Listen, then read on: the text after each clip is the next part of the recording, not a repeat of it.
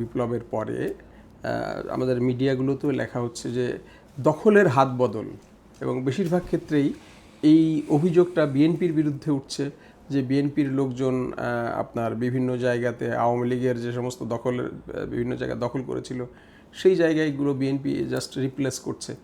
এই বিষয়টাকে আপনি কিভাবে দেখেন? আমরা এখানে মিডিয়ার সমালোচনা করতে চাই না, কিন্তু তাদেরকে বুঝতে হবে যে যে সমস্ত ক্ষেত্রে বিএনপি অভিযোগ পাচ্ছে আমরা সাংগঠনিকভাবে তাৎক্ষণিকভাবে সেটার ব্যবস্থা গ্রহণ করছি, এবং আমরা যাতে কোনো রকমের অস্থিরতা সৃষ্টি না হয়। বিপ্লব পরবর্তী সপ্তাহ যখন সরকার গঠিত হয়নি তখনও আপনারা দেখেছেন যে আমরা কিভাবে আমাদের মাঠ পর্যায়ে, কর্মী পর্যায়ে, সাংগঠনিক পর্যায়ে আমরা নির্দেশনা দিয়ে সেটাকে একটা নিয়ন্ত্রণ করার চেষ্টা করেছি এবং আমরা সফল হয়েছি ইনশাআল্লাহ।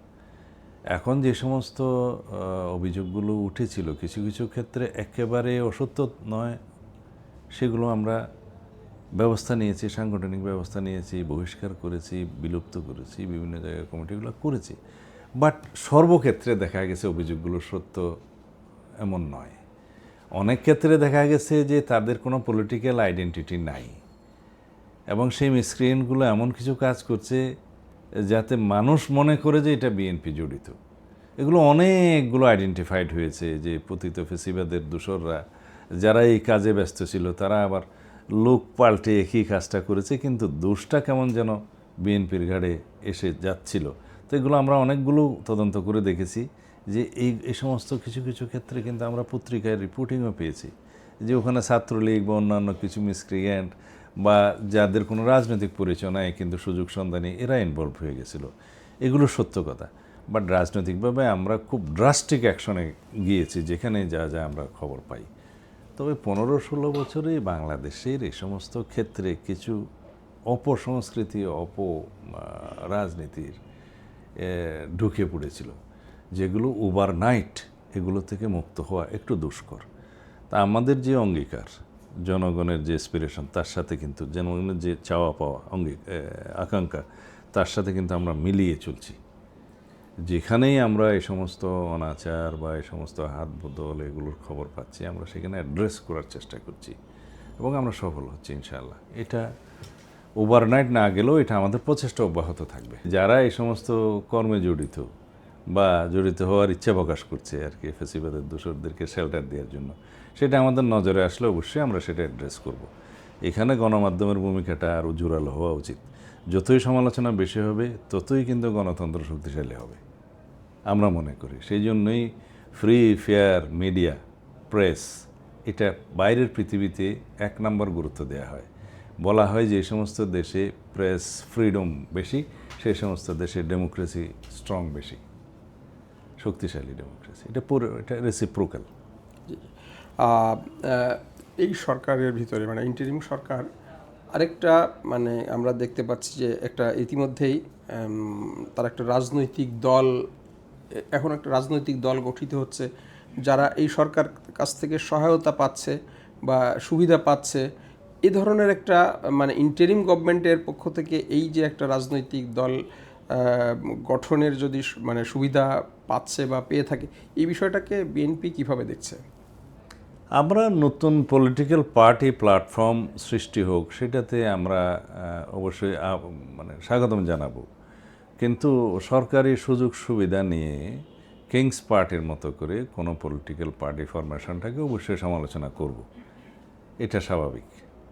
তবে নতুন দৃষ্টিভঙ্গি নিয়ে, নতুন এজেন্ডা নিয়ে, নতুন করে বাংলাদেশে কেউ যদি গণতান্ত্রিক পার্টি সৃজন করে তাদেরকে আমরা ওয়েলকাম জানাবো, স্বাগতম জানাবো। তবে সরকারি সহযোগিতায় কিংস পার্টির আদলে না হলেই ভালো।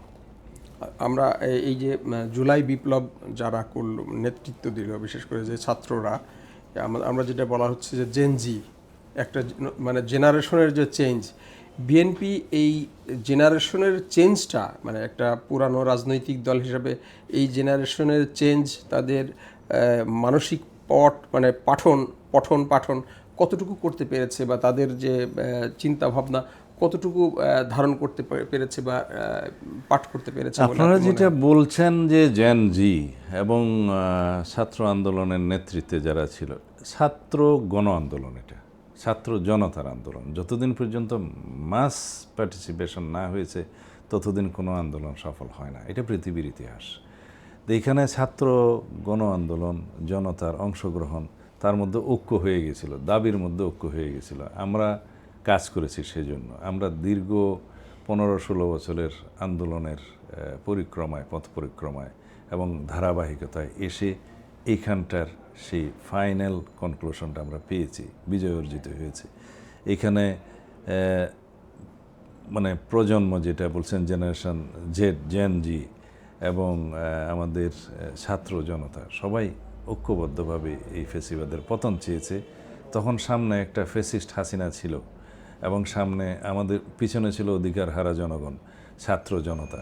সবাই ঐক্যবদ্ধভাবে দেশের সাধারণ মানুষের মুক্তি চেয়েছে দুঃশাসন থেকে, গণতন্ত্রের জন্য, দাবি আদায়ের জন্য, সাংবিধানিক এবং গণতান্ত্রিক অধিকার আদায়ের জন্য।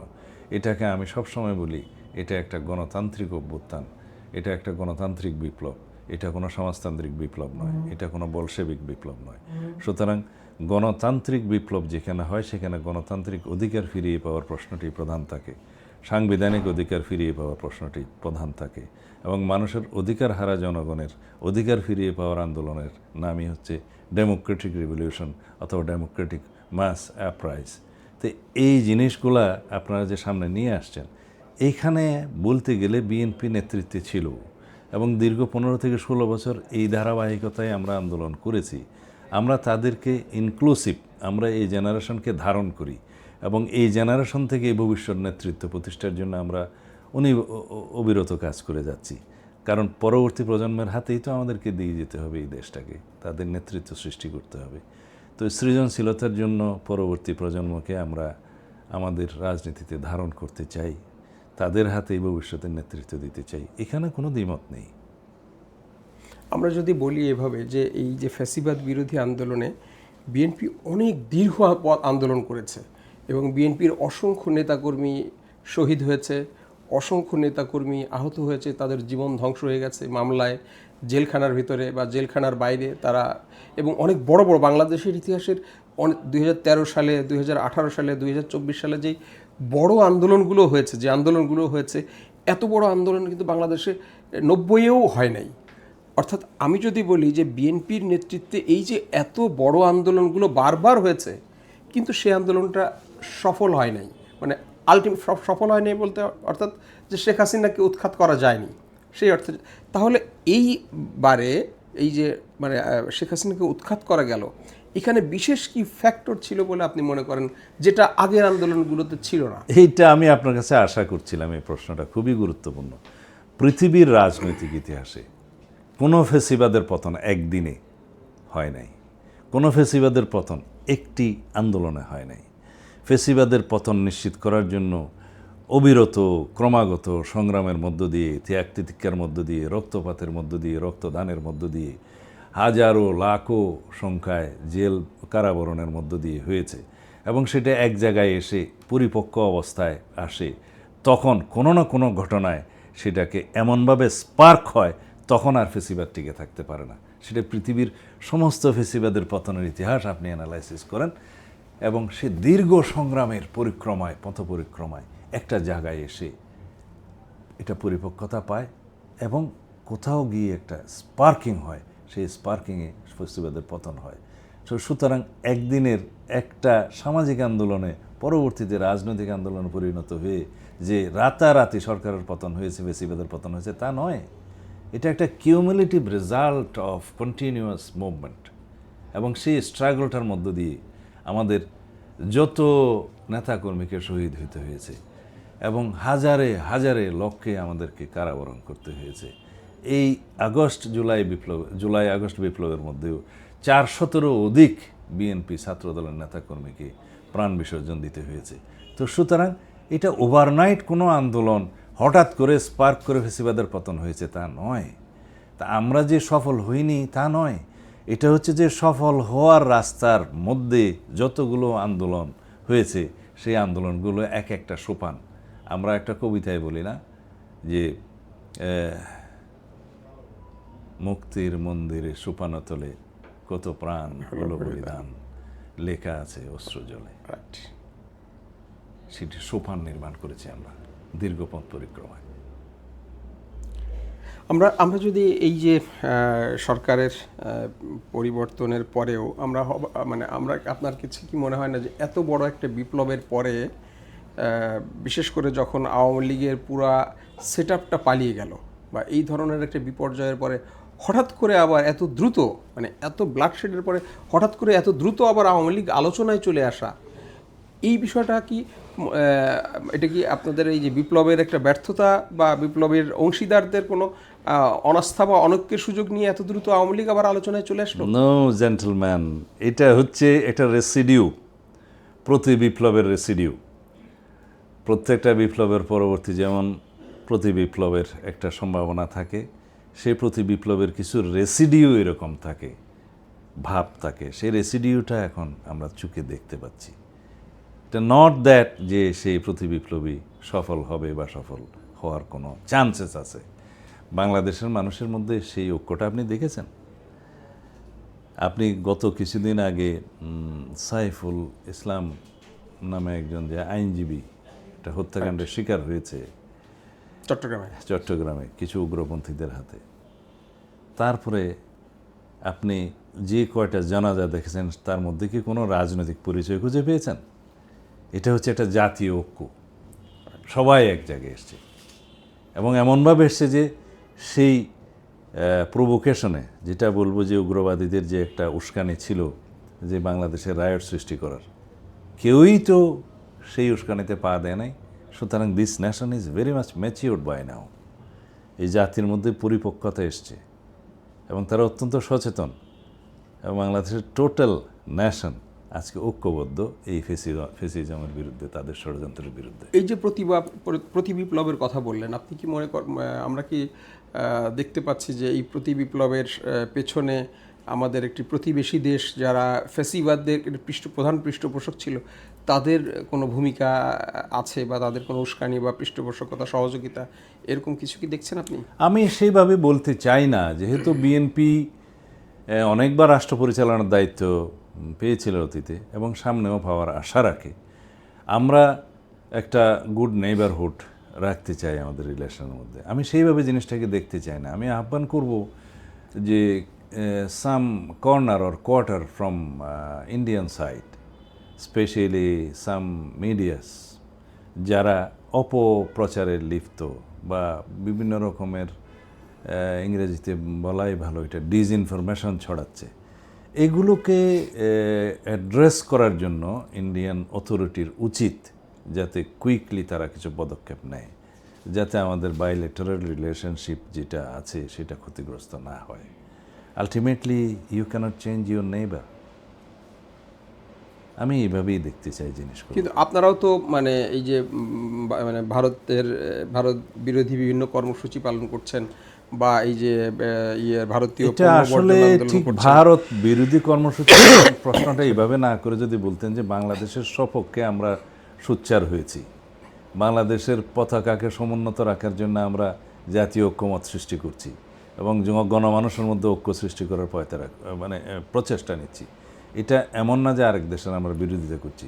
আমরা বোঝাতে চাচ্ছি যে আমাদের দেশের জাতীয় পতাকার প্রশ্নে আমাদের সারা জাতি এক, আমাদের দেশের জাতীয় ঐক্যের প্রশ্নে, ফেসিবাদের বিরোধিতার প্রশ্নে আমরা সারা জাতি এক, এটাই বোঝাতে চাচ্ছি। কোনো দেশের বিরোধিতা নয় এখানে, এটা একটা প্রতিবাদের ভাষা এবং কৌশল।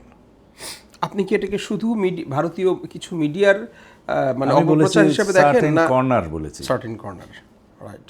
অর্থাৎ এটা ঠিক ভারতীয় সরকারের দিক থেকে কোনো এরকম কোনো কিছু সরকারের দিক থেকে সরকার এগুলা ডিপলি রিগ্রেট করেছে।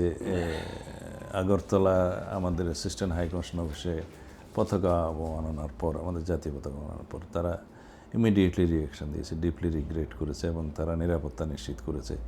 তবে তাদের এইটুকু গাফিলতি ছিল যে জেনেভা কনভেনশন অনুসারে ডিপ্লোম্যাটিক মিশনগুলোর যেটুকু নিরাপত্তা থাকা উচিত সেটা তারা হয়তো ততটা তখন খেয়াল করতে পারেনি। অবশ্য পরে মেজার্স নিয়েছে যে যে সমস্ত আইন শৃঙ্খলা বাহিনীর উপস্থিতিতে এই সমস্ত ঘটনা ঘটেছে তাদেরকে তারা সাসপেন্ড করেছে বা তারা লিগ্যাল প্রসিডিওর শুরু করেছে, এগুলো আমরা দেখেছি from the Indian government side. ও তাহলে আমরা এই যে আপনি একটা কথা বললেন যে আমরা নেইবারকে চেঞ্জ করতে পারবো না, এটা দিস ইজ রিয়েলিটি। এটা রিয়ালিটি, এ নিয়ে কোনো সন্দেহ নেই। কিন্তু এই যে মানে এখনও আমরা দেখতে পাচ্ছি যে মানে যে বেশিরভাগ ফ্যাসিবাদ এবং তাদের প্রধান হোতা এবং দোসররা ভারতে পালিয়ে গিয়েছে, তো এবং ভারত তারা আশ্রয় পাচ্ছে।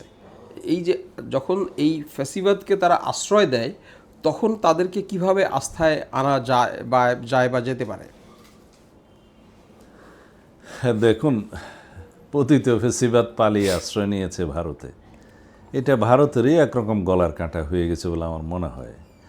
এবং আমাদের যেটা আহ্বান থাকবে এবং ইন্টারিম গভর্নমেন্টের পক্ষ থেকেও যেটা বলা হয়েছে, যাতে